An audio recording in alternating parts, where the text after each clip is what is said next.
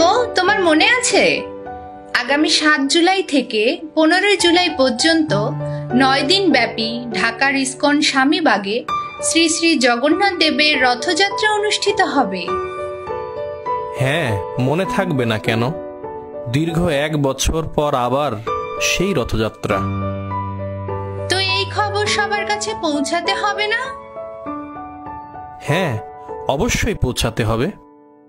এবারে রথযাত্রায় যা যা থাকবে: ঢাকার রাজপথে বর্ণাঢ্য শোভাযাত্রা, ৯ দিন ব্যাপী প্রসাদের সুব্যবস্থা, ভজন কীর্তন, জগন্নাথের লীলা মহিমা, সাংস্কৃতিক অনুষ্ঠান, নাটক, এছাড়াও আরো কত কি।